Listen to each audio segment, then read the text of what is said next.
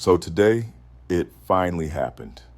Jake Paul and Anthony Joshua sat down face to face for the first time in a proper, controlled interview setting. Not a press conference, not a quick stare down, but a real gloves are off style conversation with a host in the middle asking questions. And this wasn't just promotional noise. This sit down told us a lot about how both men are approaching this fight and why this matchup has become one of the most controversial discussions in boxing right now. Because when you strip away the hype, the cameras, and the online arguments, this moment made one thing very clear.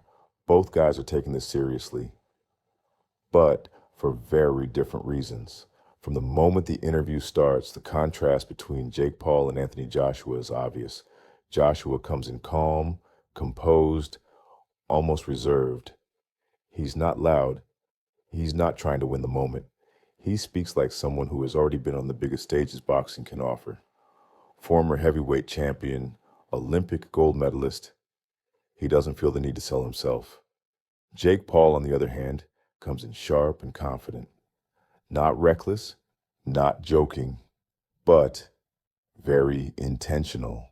This isn't the Jake Paul who's trying to be funny or outrageous. This is Jake Paul trying to be taken seriously, and that alone tells you how much this fight means to him.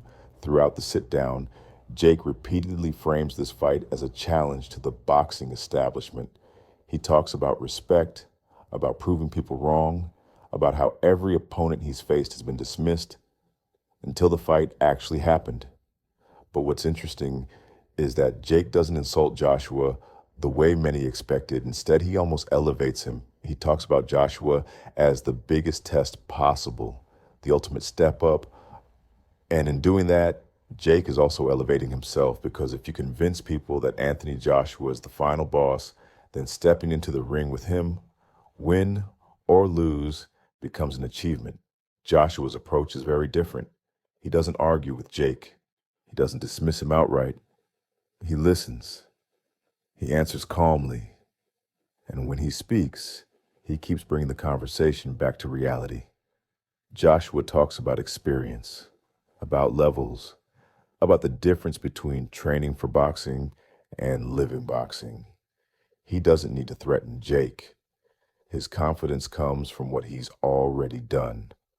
One of the most telling moments in the interview is how Joshua talks about pressure. He explains that he's already fought in front of tens of thousands of people with belts on the line, with his career and legacy being questioned. For him, this fight isn't emotionally overwhelming. It's another assignment. And that's where the real tension comes from. Because Jake Paul thrives on emotion. He feeds off doubt, chaos, and proving people wrong. Anthony Joshua thrives on structure, discipline, and control.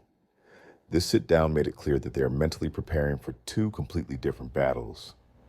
Another key moment is when the conversation shifts to criticism. Jake leans into the idea that people don't want him in boxing. He talks about gatekeeping, about how traditional boxing fans refuse to give him credit no matter what he does. And whether you like Jake Paul or not, this is where his argument starts to land, because the truth is, very few fighters could step into a face-to-face with Anthony Joshua and remain composed. Jake does.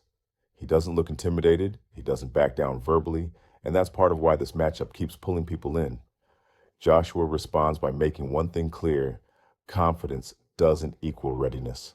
He emphasizes that heavyweight boxing is unforgiving, that size, power, and experience don't need many opportunities. And he subtly reminds Jake, without sounding disrespectful, that there are consequences in this sport that can't be undone once the bell rings.